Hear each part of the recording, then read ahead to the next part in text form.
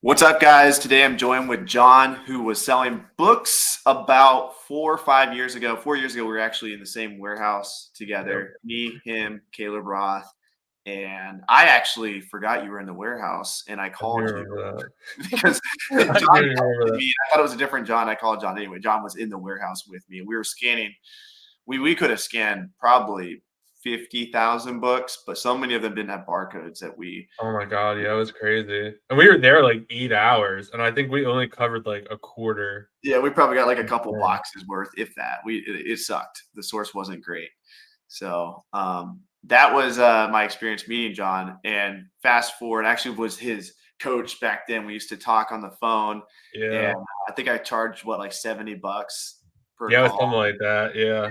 And then he was like, "Should I quit my job?" And I'm this young college kid. I'm like, I just graduated college, living in my fucking car, and I'm like, "Yeah, dude, quit your job, man." Yeah. I do remember that.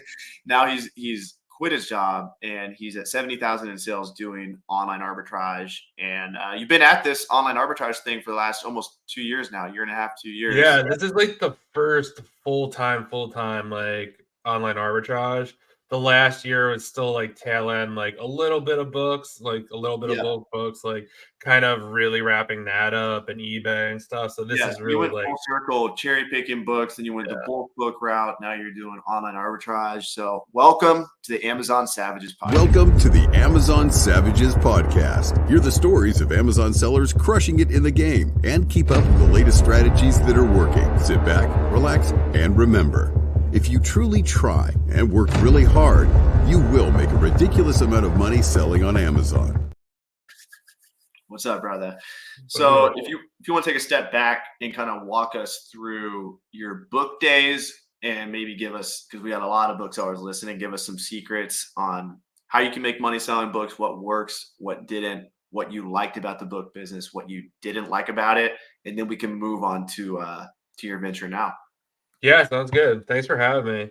100%. So yeah, I started selling books because I basically was working a job, and there was like kind of like a couple of things that happened at that job where like one, like the first week I got the job, I remember like it was weird. Like you got paid monthly, so you didn't get like bi-weekly paychecks, and like I had like a $900 car bill, and I was like, I had this like pit in my stomach because like I recently moved to Pennsylvania, basically depleted all my savings. Like, not exactly what you did, but like I literally left like all friends, family, moved in with a friend, and like had no money.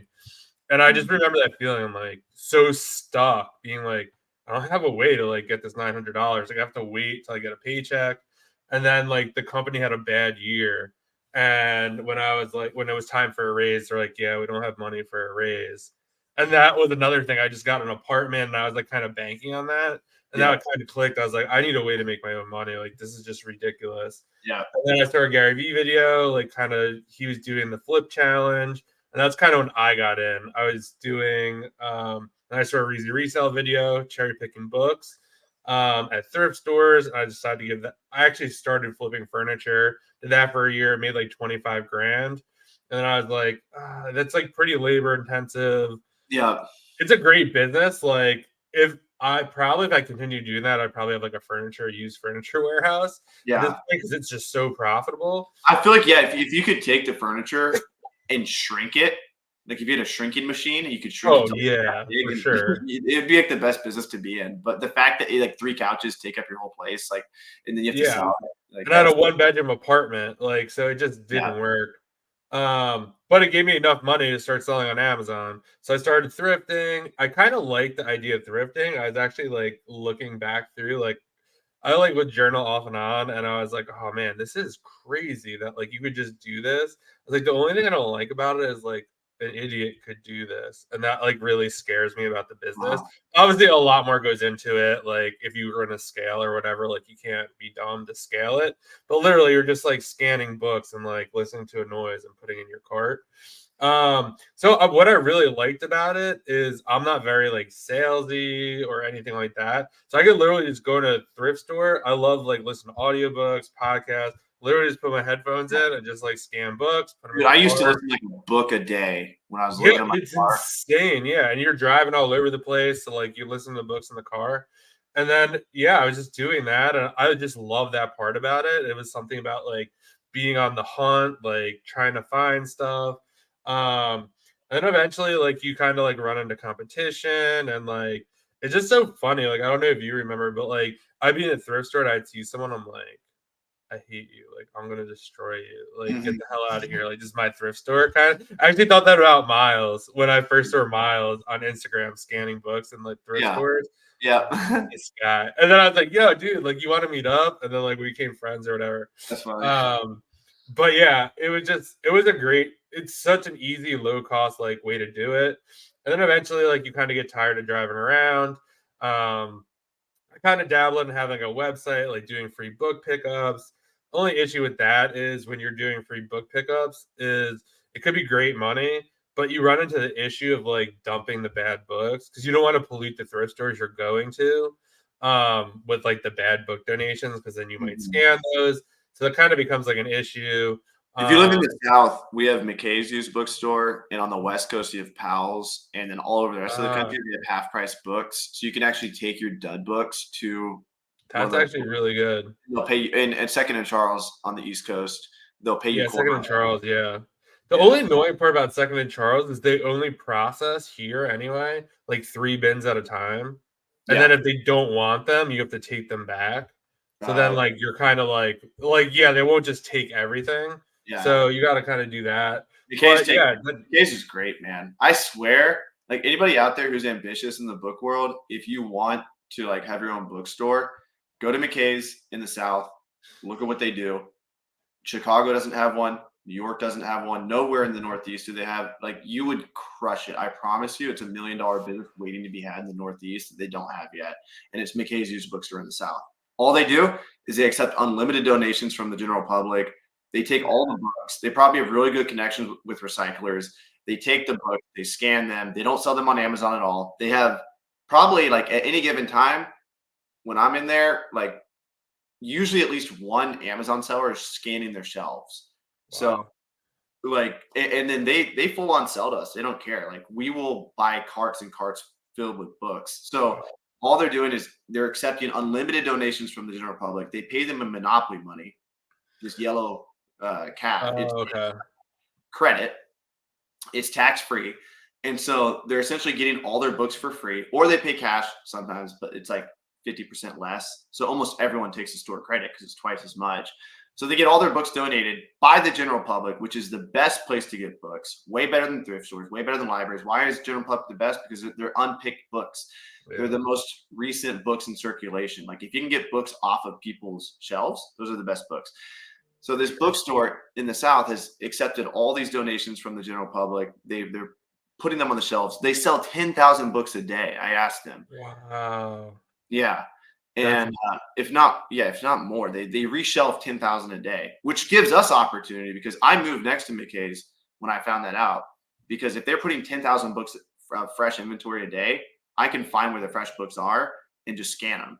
And so I used to live next to it just for that reason. But I'm telling you, if anyone out there is like, you want to start a book business, McKay's just model what McKay's is doing anywhere in the country. I guarantee it'll pop off. Like they're profitable in Nashville, Chattanooga, Knoxville, Winston Salem, North Carolina. I think there's one in Virginia, and there's somewhere else in like Greensboro, North Carolina, and they're fucking crushing it. And that's in the South.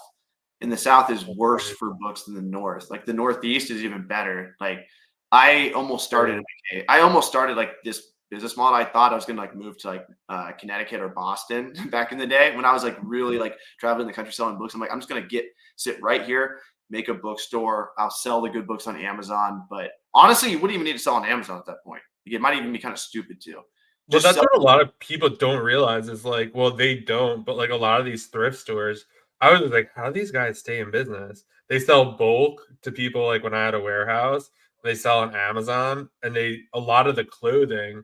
So when I was buying bulk books, my guy also had like all these recycling bins that would do clothing. And he sends them all the clothing to Texas and then it goes to Mexico and it gets sold. So like these guys are like making a fortune like, they're not making money off the people shopping in the thrift store. They're making money out the back door, like, Mhm. selling all this Yeah, stuff, and, like, just the customers are just, like, bonus. yeah, Yeah. Yeah, I think there's a huge opportunity there. Anyway, so you were competitive with the competition. Yeah. But you did get to the point where your bulk book business was doing like what, 20, 30K in sales each month? Yeah, I think at the height it was like 40, 50 a And month. what was your profit on that? Do you know? It was pretty good. It was probably, geez, I'd have to look back. It was so long. But it Maybe was like I 15K? also had eBay as well. So Yeah. eBay, I was doing, I think the last year we did 100K on eBay. The last year I was doing it, which was absolutely Mhm. insane.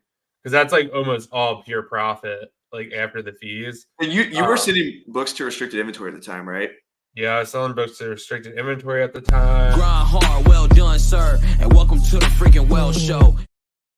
I keep putting that up there, but I want to let everyone know who's watching the pod, and this would have been really exciting for you, and it's still you could still Yeah, use it. that's a game changer. When I started to announce that on Instagram, I was like, damn, Yeah, like we're that's a we're only crazy. keeping $20 cut max now. That's So insane. if you send $100 textbook to us, you get $80 and we only get 20. So we're capping our cut at $20. So if you guys send restricted textbooks to restricted inventory, we sell them on a brand approved account and we check for counterfeits, do all that stuff. So we're approved to sell these textbooks that are worth a lot of money.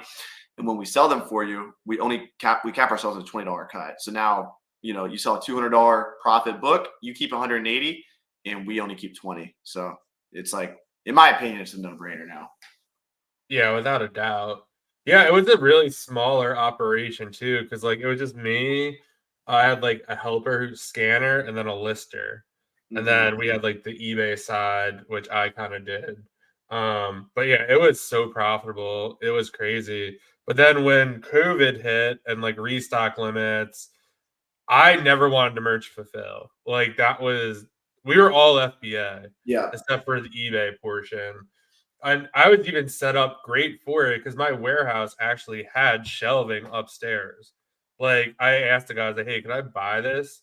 And he's like, "Oh, it comes with it." And it was perfectly set up. But then like no matter how you do it, like I mean, I know David Chung, like he runs like a crazy operation or whatever.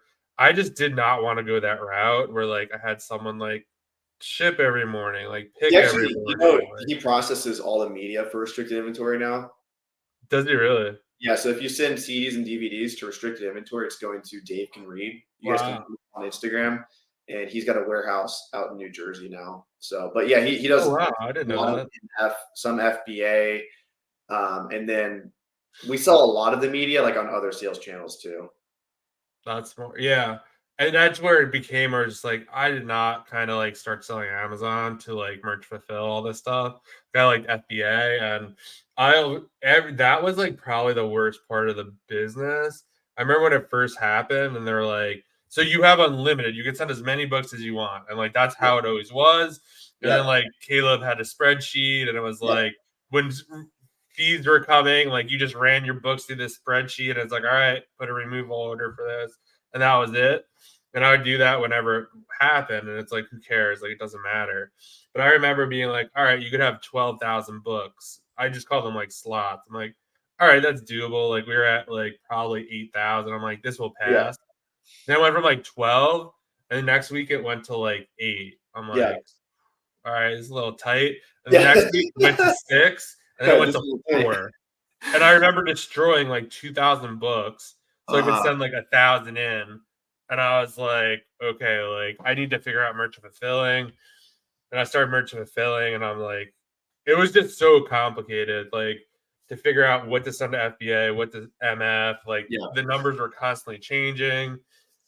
It was just a nightmare. And then I basically Miles actually stopped doing books and was starting to do OA. And I was like kind of looking at and as you get into the community, you like start to see all this stuff. Like Mhm. my projection was like almost gonna be like, oh, I'm gonna be a bookseller. Then I was like, I'm gonna be like, watch me Amazon. Like I'm gonna go into Yeah. wholesale. But then I was following like Latin Pickers and all these other guys. I'm like, no, I'm gonna do bulk books and kind of got into that.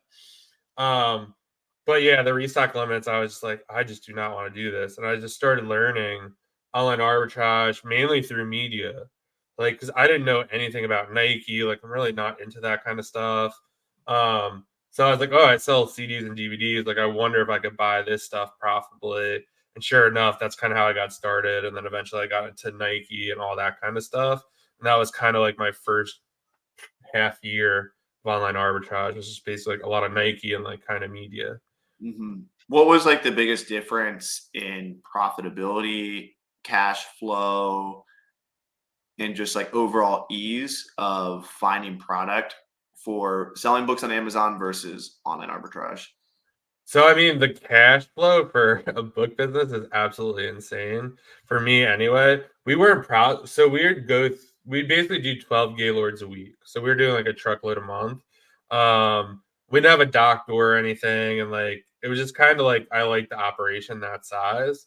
Um, I guess eventually we'd have to like scale it up, but I just had a down pat. Like, so I had restricted inventory. I had sell back your book.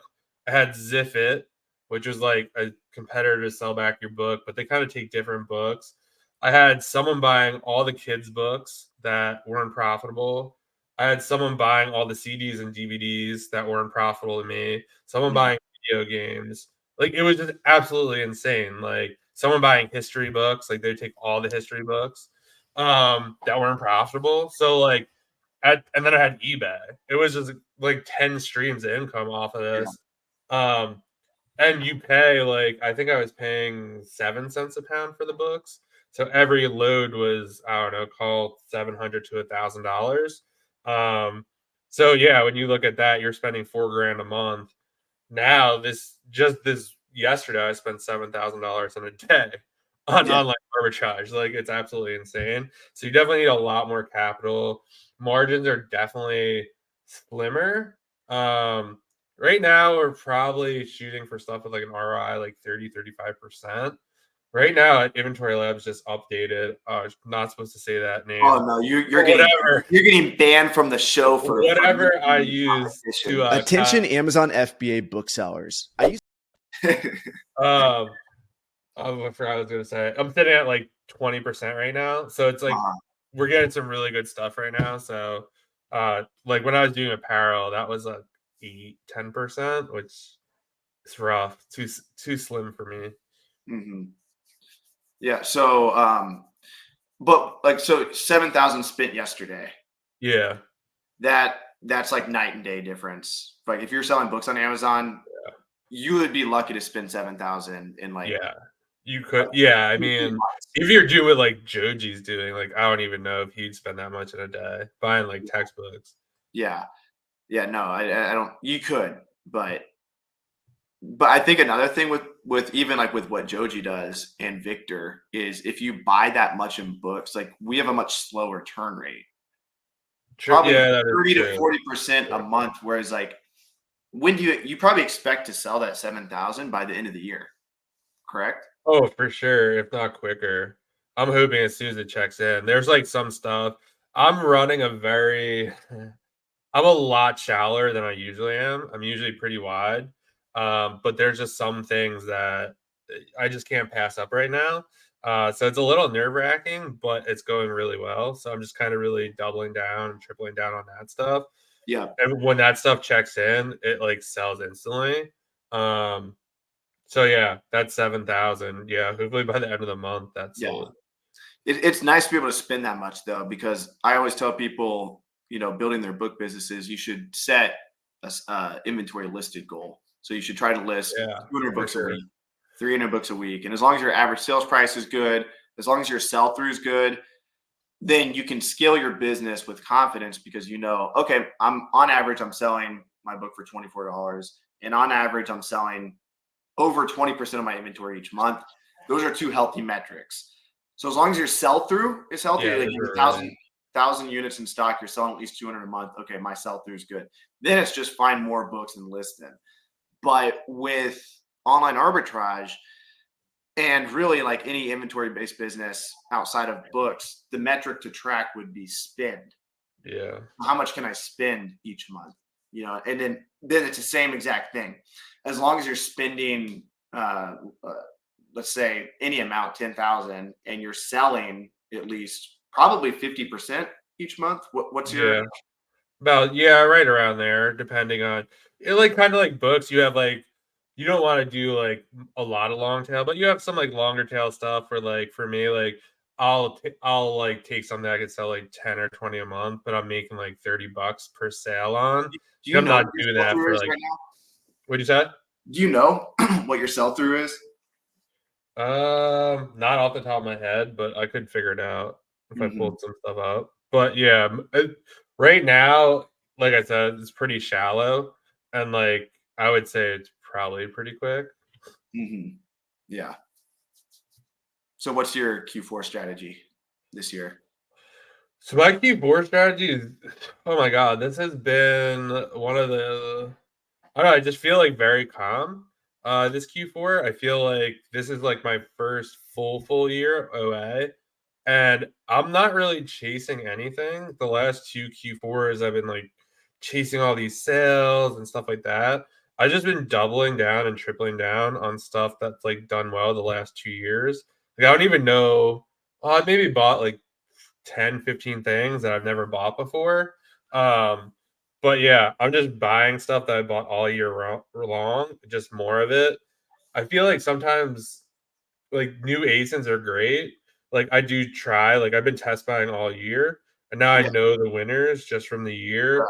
And Yeah. it's kind of risky to bring on like last Q4, I was like, oh yeah, I have all this new stuff. And like listings were getting deactivated because they were Yeah. like duplicates or like it has some stupid ingredient in it, and Amazon's like Yeah. can't sell it anymore.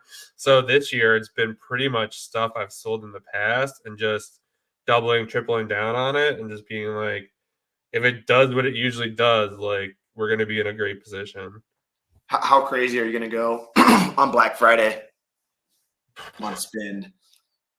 I don't know. I haven't really been a big Black Friday day shopper.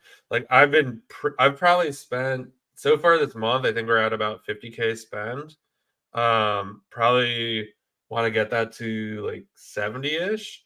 I don't know. I've been shopping a lot of the sales that have been kind of going on now, and Black Friday.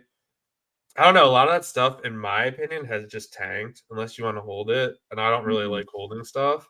Like Walmart kind of did their competitor like Prime Day sale, and me and Jameson were like shooting some leads back and forth. Like all that stuff got like absolutely destroyed. Like went from like 7 sellers to like 300 sellers. Like we were just taking like a $6, $7 loss on like whatever we bought. So I'm trying to stay away from stuff like that and like kind of long term stuff. But yeah, for me, like it also depends too. Like I'm doing some prep myself.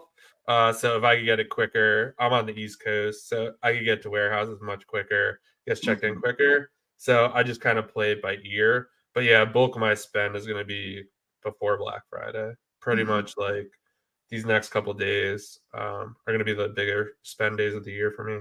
Nice. Nice. What's a secret you've learned that's helped your Amazon business?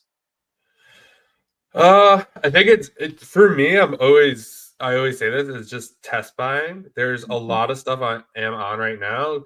Keep is obviously the gospel and like, but some of the stuff that I'm selling right now, like you would never imagine it sells as much as it does. And the only reason I know is because I did a test buy. I've been test Mhm. buying it all year, and the more and more I send in, the more and more. So test buying is just key. And like if you're on the fence, just buy 5, just buy 10 and like see Mhm. what happens. Because your best data is your own data. And no matter what Keepa says or anyone else says, I would say that. And two is like working with, I'd say like 2 or 3 people that you could trade leads with, if it's like 1 or 2 a day, or just and people in different categories. Like right now I'm trading with someone who does a lot of different like they catch like stuff that's like out of stock or has been out of stock for a while, and they basically bring it back in stock. And that stuff is super, super profitable. And like it has this like really small, like kind of window. Like you get at least like 2 or 3 replens on it, and then like eventually other people catch on. But Mhm. like the margins you make on that stuff is like absolutely insane. Like 30, Mhm. $40 an ASIN. So trading with someone like that, and then like I'm trading with someone else who does like a lot of Legos and a lot of Lego holds and stuff like that. So just kind of like between those three people and like kind of How bouncing did ideas. you land those relationships with those people? What did you do? I just like gave them that. So a lot of the things like is I never really one of the I mean you probably experience it. Like you could probably DM anyone in the Amazon space and get a response. Mm-hmm. Like just because like you built your following and like someone Yeah. sees like I have like almost 11K followers, they'll be like, well, obviously this guy is doing something right. So you can pretty Right. much get any DM returned or whatever. But what I like to do is like I just like to send people ASINs and I'm just like, what do you think about this? Like if I respect someone and like know them and I know kind of they are thinking differently, I'll send them and be like, hey, like what do you think about this? And it's like, hey, feel free to buy it. Like I'm just kind of like I always hate that when you get a DM and someone's like, well, what do you think about this? And it's like a keep it chart that's like all blacked out. Like you can't like tell like what is going on, and you're just like, I can't like send you the link, or like I can't help you then. Like I don't know like what I'm looking at. So Um, you're saying just send the ASIN if you're gonna yeah, make I just send the ASIN. Obviously, these are people that I trust. I've also yeah. been in a situation where like someone sent me an ASIN. I'm like, oh, this looks good, and I buy it, and they like ransack my store. So these are people that like I trust and like know and You like said that has happened to you or that hasn't? oh, it has like it happened twice, and I've like finally learned the second time. So wait, Um, what happened? Break it down. You send So, something. like, basically, they'd be like, "Hey, Romer, this Stanley Cup is Yeah, amazing," or whatever this is. And so, like, I send it. You're like, "Oh shit! Like, this is amazing." So yeah, you buy it, and I'm just waiting on the listing. I'm like, "Well, I know Romer lives in Nashville. yeah, Like, I know his like Instagram. Like, I know a little bit about him. So, like, I have some idea what his storefront name might be." yeah. And then, like, boom! Like, eventually, like, or maybe you're like, "Oh, thanks, I sold all 10 of them," and you're like, go to the listing. You're like, well, he hit the buy box. Like he said he sold 10. Like this is him. Yeah. Um, so I mean, I guess could be a good strategy if you want to be Then like, what? Then what happened to? So somebody did that to you, where they just like, yeah. So not- like a lot of the listings I was on, it's like this person like keeps jumping on. And I was like, this is so weird. And then eventually I clicked into it and I was like, oh, this is that person. And I was like, damn, like I totally like got like played on this like so hard. And then I like just stopped sharing with them. Like that's not a good like if you want to build relationships and stuff, like that's like I always like say that it's like if you're like sharing with someone, or like I would never go and like ransack this person's dude, store. Like I would that's look like at it. such a key difference between online arbitrage specifically. I think is like the most ruthless place. Like it's like the most Sure. ruthless way of selling on Amazon in terms of like you better keep your fucking mouth shut because if people find out what your store is, where you're getting your product, you know, I then remember you'd have we'd be on me, you, and like Miles. You'd be like, "Yeah, I'm getting this night." And Miles was like, "Yo, yo, yo, yo, yo, quiet, quiet, quiet." Like you I can't didn't say that realize or it. whatever. Starting out, I didn't even realize like how savage of a place it is. But like if you Yeah. mentioned, I used to, so when I first started, I would do these screen share videos. Where if you guys go back on my channel, you'll see me doing online arbitrage last year. I did 300,000 in sales because I knew some shit was about to go down my book business. So I was like, let me get like OA under my belt and learn this. Now I'm doing more wholesale, but I was doing these screen shares and I was finding like really good product. I didn't know how good it was. I'm like, yeah, this looks pretty good. I'm gonna buy it. And I would get texts from Miles and Warner like, dude, like take that video down. And I'm like, what? Like it was good? Like I thought it was like okay. And then they're like, that's how I knew I made a good videos when they messaged me. But it is dangerous, you know, like even I don't talk about Amazon, kind of anything now. ruthless in Like, general, man. Like even with this other opportunity I have, like people talk in the space, and the space isn't that big, and so like people just share information, and like that's why like you just have to like in my opinion, you have to just keep going, and you have to build a network of people that you truly trust in the Amazon space. Like I have my few friends that I really trust. yeah, And I know they would never fuck me over, and I would never fuck them over. And just keep posting on social media, keep doing the things I should be doing in my Amazon business. And I have this network of people that I can grow together with, rather than the other side you could do it is just go at it on your own. not have any friends, and then you're always competing with everyone, and you're storefront stocking your friends, like, which is like the worst thing you can do. You guys should be sharing leads together. Yeah. You shouldn't be storefront stocking your friends. That's fucked up, like, Yeah. and at least that's my opinion on it. And I agree. I think as Amazon sellers, we can have a positive sum game, whether you're a bookseller, an online arbitrage seller, a wholesaler. If you come together and you share strategies, techniques, tactics, things that are working for you. I share my shipping rates with my close friends. I share leads with them. I've created group chats with people that, I think can mutually benefit each other. And like, are we all competitors? Yes, we Yeah. are. But can we also help each other? Yeah. And so it's kind of a choice in the Amazon space. And I think you're going to live a really unhappy life if you're always competing with, those closest to you. So Yeah, it's always like too hard. It's just like it's so much easier if I like send you something and be like, listen, I've like it's not even the lead more likely, it's the data the other person has. Like it's like, listen, I've sold 200 of these in the last 30 days. So now you can make a much more informed decision. Like it's not like we're both yeah, buying 10 and seeing what yeah, happens. It's like yeah, you're like, all right, if you sold 200, I'm gonna buy 50 off the bat. Like I kind of trust you, like it just makes it so much easier. Like when someone like sends the lead, like I just look at the keep it check quick and I'm like, I'm sure they've edited it. Like I'm sure like everything matches up. Like I'm just yeah. gonna buy it. And it just saves so much time. Yep, yep. And then like it gets really nuanced. Like, you know, you can share which ASINs get IP complaints. You can Yeah. share, you know, which ASINs get cease and desist letters. Do those cease and desist letters hold any weight?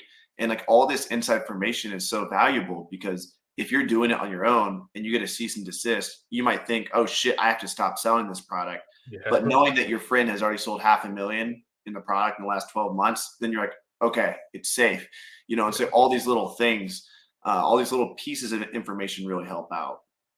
Yeah, I think also just being able to send someone like there's stuff that I send that like neither of us buy. They're like, oh, like I sent someone that something today. They're like, oh, the brand's on it. Like I've just been sourcing all day and just like totally missed it. Like I didn't see it, and Yeah. I was like, gosh, like thanks for catching that. Yeah. I think the way that I'm going to leverage like my Amazon influence and just protect myself in this space, like after the account shutdown I went through, is I'm going to sell a percent of my inventory to other Amazon sellers. So to my close friends, I'm going to sell inventory. I'm going to create income that way. Obviously, I'm going to share leads. I have my group of people that I created that we're going to share ASINs with each other.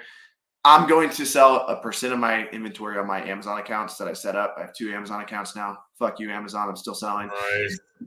And so I'm going to sell a percent, but that's not going to be all my income. And then obviously, I do events, I have software. And so I'm kind of like covering a lot of corners of the market at once. But I Yeah. think that's like the smart way. I think the future of being an Amazon seller is having these vast connections with the community that, if one thing goes awry, you can go the other direction. Yeah, and I think that's like another thing. Like I'm sure you went through like getting shut down, like to like all the people you had access to. Like, to message, right? Yeah. Like, some of the biggest players in the space have bound to, like, get threatened to be shut down or, like, had something similar happen. Yeah. Instead Yeah. of go or, like, which service provider to use to, like, try to get unsuspended, right? Not Like, Riverbend. could Do not save use you, like Riverbend yeah, Consulting. yeah, could save you a couple grand, like, right Yeah. off the bat. Yeah. Seller Basics told me you're screwed. Riverbend took my money and then, didn't do anything. So we'll see. I'm still working on trying to get my account back, but I'm not holding my breath. I already paid my 15 grand for the removal fees of the 10,000 units that were on that account. But What did you you live, you learn learn. from the shutdown? I know you're interviewing me, but I'm just curious. What I learned. Yeah. Well, I learned that I was, I think I learned some bad lessons in business early on because I kind of ran like a black hat business in a way. Like when I started restricted inventory, or now it's not a black hat business, it's legit. But when I first started it, I said, hey, everyone send me your textbooks. I'll sell them for you. And so in 2019, the whole book selling community sends me their textbooks. I sell them on consignment. I don't know that counterfeit books are like a big deal. So I accidentally sell a couple counterfeit books, get my account shut down. Then I partner with a friend. we sell on his account. Same thing happens 2 years later at his account, and then it happens to the other accounts that I set up too. So I had like 4, 5 accounts get shut down from that. Then I was like, okay, restricted inventory is a wrap. I thought it was done. I ended up partnering with someone who was approved to sell textbooks by the brand and by Amazon. So now all the books are sold on a vetted account now. So that was like the evolution of restricted inventory. And I think it taught me a bad lesson. And I think the lesson that it taught was like, break the rules. Because originally I was making 6 figures from breaking the rules. Fast forward to the summer after, this summer I was doing like 25K profit months with wholesale. And I was like, all right, this is pretty cool. I'm getting back up and running after my account shutdowns. Boom, that account gets shut down for being related to the book accounts I used to sell on. And so Amazon like basically said, I thought they only cared about the counterfeit books I sold, but now they're like, oh, basically like they think I'm a counterfeit bookseller. And so I sold like a couple books on this account that summer and like, oh, Avery's selling books again. Therefore, he's a counterfeit bookseller. And what I learned was, number one, don't break the rules on Amazon. Even though in my eyes, I wasn't doing anything unethical, I kind of was breaking the rules by having multiple accounts, which was against the policy. So don't do that. Even though I'm doing that now, they don't know about it and they won't find out. And if they watch this video, I guarantee you they would give me my account back because I don't think I did anything wrong in the first place. But so follow the rules. And then even though now I'm selling on Amazon, I'll never put all my eggs in that basket again. Yeah. I will continue to pump profit out of it. But like I said, I'm going to sell a portion of my inventory off Amazon. And I'm building my other businesses. And so I still have large ambitions with Amazon, but I think this idea of putting all your capital, all your eggs in that basket is a little bit foolish. So try and make some money. Like if you truly have good product, you can sell it on Shopify. You can sell it on, you can sell it to other Amazon sellers. You can diversify your income if you have good product. Like it's 100% doable. So I would. And then, yeah, I think that's kind of the lessons I've learned. And I think this last year has actually taught me the most about business and building a business, because it's been so rough, you know? So that's kind of what I've learned from the experience. Nice. Yes, sir. All right. What other tips do you have for these people? What other secrets do you have? What's a myth about selling on Amazon? I think a myth about selling on Amazon is that it's easy.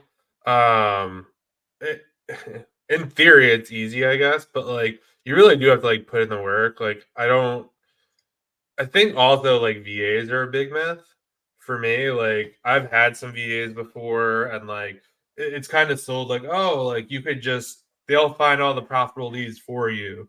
And what I've come to find out, even like training them really well, giving them videos, like making a course for them, like doing all this stuff, is like I just was the best sourcer. And like that is like kind of the most highly that's the best thing I could possibly do for my business is source and then kind of outsource a lot of the other stuff like prep and maybe some like admin stuff.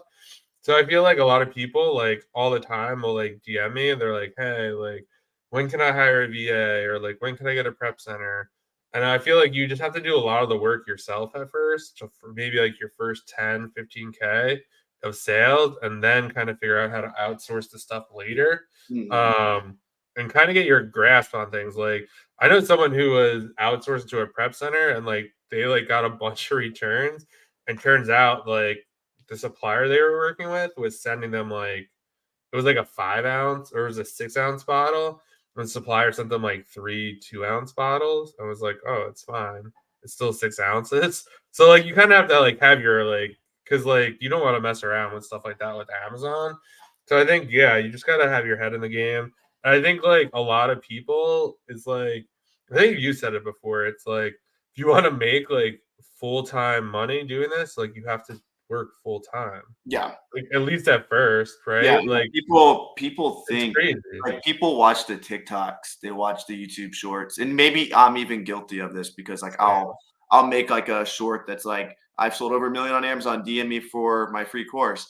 But it's like what you guys don't realize is I put a shit ton of work into it. And like me and my best friends who are selling 7 figures a year have put a ton of work into it. Now, at this time, is it a lot of work? Am I putting a lot of work in my Amazon business now? Not nearly as much. Like I'm putting more work into my personal brand. I'm putting more work into making GoToLister the best listing software for the community. I'm doing a lot of that stuff now. But in order to get my Amazon business and my friends' Amazon business to the point where they are, it took a ton of work. And so don't expect to put part-time work in and get full-time results. Like you go to the job for 40 hours a week and you fully expect that paycheck. Imagine if you put 40 hours a week into an Amazon business. Like if anybody put 40 hours a week truly and did the things they're actually supposed to do in their Amazon business, they'd all be making 6 figures a year from Amazon. Every single person. 40 hours a week, like it'd be impossible. It'd be impossible not to, but nobody wants to do that. They want to put 5 hours in on Saturday, and then they're like, well, why don't I have success yet? And it's like, stop watching those TikToks that tell you it's going to happen overnight. Like it's going to take a lot of work, but at the same time, it's not unreasonable to be making millions of dollars a year, like super into the future, like 10 years into the future. Yeah. Like I've made a couple 100,000. That's the most I've made. Full disclaimer. I haven't made $1 million in a year from selling on Amazon, but I've made 200,000, and I just started this shit back in 2018. So like it compounds over time. I think that's another big myth too. It's like you could definitely start making money early. But when you look at like a Walmart or like a Target or any business, like it's not like you're even Amazon, right? It's not $1 billion company overnight. Yeah. Right? Like it took them 20 years or 15 years to be profitable. So I feel like a lot of people, I don't know why they think that like, within their first 30 days that they're gonna have like a 6-figure business. Yep. Agreed. You excited for Miami Sellers Conference this year? Hell yeah, man. I can't wait. It's gonna be awesome. What was your favorite part about the previous years? Have you been to every one? Every one. Heck yeah. Every one. This is the 5th one, right? Or is it 4th? Fourth one, yeah. So 4th. It's just networking, seeing everyone. It makes me realize how much of a baby I was during the first one, because the first one I kind of felt like an expert, but that was only like 3 years after living in my car. It was crazy. I feel like last year was probably like it was like damn, like this thing like after the first 2, this was like 10x of like whatever you guys did. It was probably 20x if you combine the first 2. Like not to say they were bad or anything, but like it was just like so on point like last year's and just like all the guests. And I think it's just hard, like even if like there's just so many people in the space or like people you talk to on Instagram like every day or they watch your content and like to be able to see them in real life and just I always say like like what really happens in like people's Amazon businesses, like the stories are at the conferences. Like you're not gonna see like a lot of the stuff like how to beat a suspension. Like that's not gonna be a YouTube video. Like that's gonna be like a conversation at like the bar. Yeah. Or like in the after party. Like, you know what? Like everyone says you gotta do like this POA, but like no, like just how you really do it. Or like I heard of like email address. Or like I met this Amazon seller and he's kind of like, I feel like you, me, Miles, Reezy, now Reezy. Like I feel like we kind of have like our own corner of the market. Yeah. Like our community. I feel like that's kind of our community. But there's a whole nother community out there, like private label guys, wholesale guys that like are like they've like their own community. Like they're not in our social network.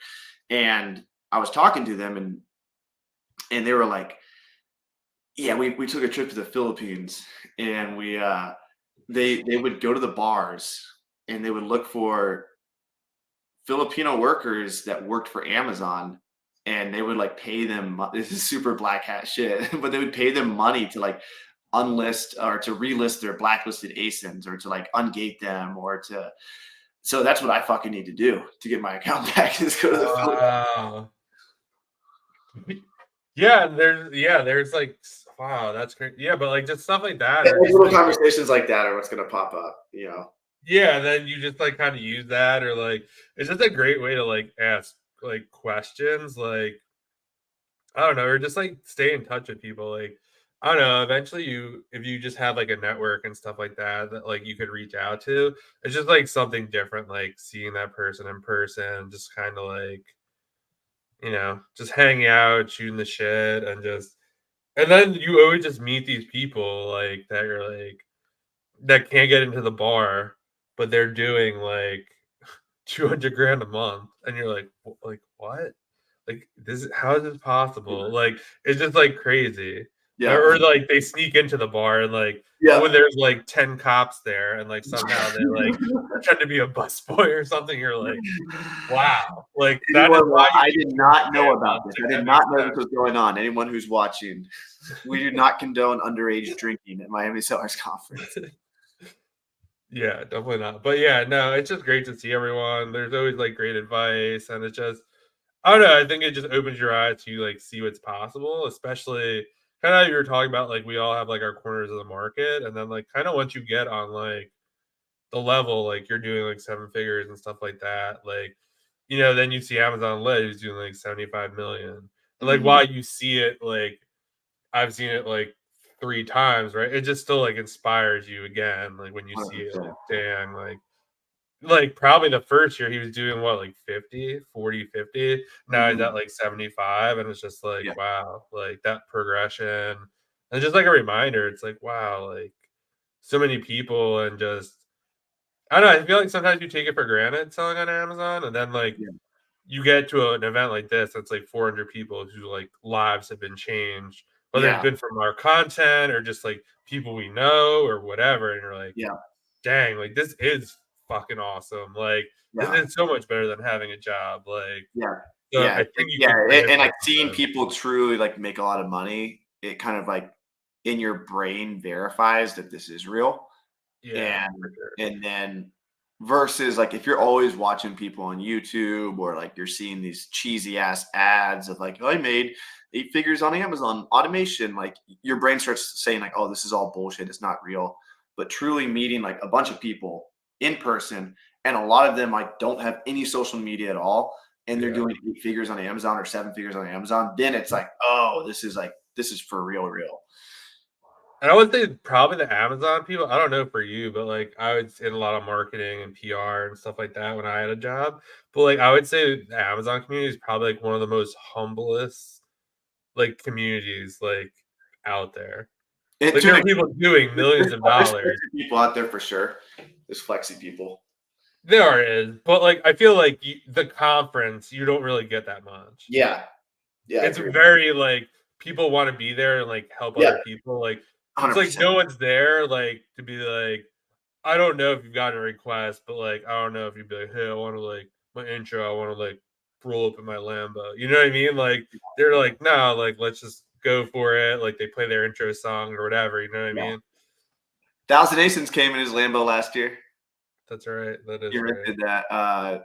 Then we had Amazon Kingpin show up in a Porsche. So there's a little bit of A flex. little, but I think it's cool. You know, if you do 10 million a year on Amazon, you want to pull up in your Lambo, hell yeah, might as fucking well. do it. You know, but there's good intentions. Like both those guys are good Oh guys. yeah, they're And both like the nicest Dan's people like ever. the least flexy guy you would meet. Like you would never expect him to Not at all. allegedly be at a strip club at like 2 a.m. Rick Ross. Well, all right, brother. Thanks for coming on. And guys, remember this podcast is made possible by the fastest listing software on the planet, Go-To Lister. This is what Steve Rakin has to say about it.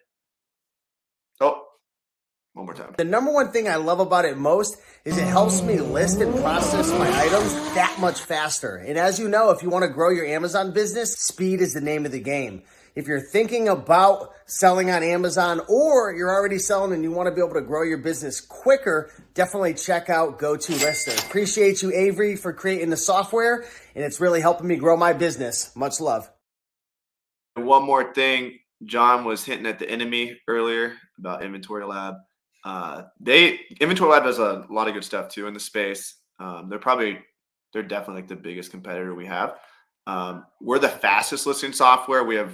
I think like we're the prettiest user interface too, but we've been working hard on making. So right now we have gross profit reports, which tells you what your sales are minus your Amazon FBA fees, and then this account doesn't have the buy cost entered, but you would enter your buy cost, and then it would tell you on a daily basis what your profit is. So you can see 7,100 in sales, you're left with a true 4,500 profit. And then GoToLister would automatically subtract what you paid for the product because you enter that when listing. But what you said earlier, what was it you liked about IO? I forgot. Was the replenishing report or? Yeah, the inventory. Yeah, it calculates like your inventory, like how much is in there, which is Yeah, like so decent profitability. that's what we're coming out with this week. So tonight Ooh, or tomorrow, we're going to allow you to manage your inventory within GoToLister. So all my OA people out there or booksellers that are thinking about OA, we already have a lot of OA sellers using GoToLister, but now you're going to be able to manage what ASINs you should replenish. And it's going to really help you make better decisions. You'll be able to update quantity, update your min-max prices. So you'll have inventory management within GoToLister, hopefully by the end of this week. And shortly after that, what we're going to do is we have the replen sheet now. So all GoToLister users, you can use the replen sheet that we made. So this tells you what items you need to replenish. So like with my wholesale business right now, I only have probably like 20 ASINs, but you don't want to overbuy on inventory. Like if you overbuy, if you buy 3 months worth of inventory, you just held up capital for no reason. So you want to make sure you're always keeping a 30-day supply. So right now we have this replenishing sheet here. So you export listing data and sales data and put it in. It tells you what items to buy more of. Pretty soon this will all be within GoToLister. Hopefully in the next month we'll have this. So you'll be able to just quickly open GoToLister and it'll tell you, hey, you should purchase these items. So all my GoToLister users, that is coming soon. So maybe we'll get John to convert over. Definitely. I do have an account. Well, and then we're also getting net profit reports too. So like end of year tax reports, you'll just be able to download one form. You'll be able to import your expenses and all that. So that's a few months away. But I will say, yeah, if I was bookselling, I would definitely you were definitely the better software. Yeah, for sure. I mean, that's why. Yeah, I don't know if you want to mention the other one, but for sure, it's so much nicer, cleaner. Scan Lister. I've been inspired by both those companies, but I think we've taken Scan Lister though is necessary if you want to do MF because no one else has like MF ticketing system. We have MF ticketing. Oh, do you really? Yeah, then that would be like a no-brainer for sure. Yeah, so I had to do AccelerList. I was doing the Scout IQ, Palette IQ, and then also Acceler. So there's like 3 softwares. Yeah. Just being used for like one specific thing. Really. Right. Yeah, you can list MF, you can list wholesale products, you can list online arbitrage products, and really the inventory analytics that we're about to give you. We already have profit analytics, but the inventory analytics are going to tell you what you have in inventory and what you should purchase more of. So super excited for that coming out. Anyway, where can they find you at? Side Hustle Experiment on YouTube and Instagram and Twitter. Awesome. Sweet. Thanks for coming on, brother. Yeah, thanks for having me. This is awesome.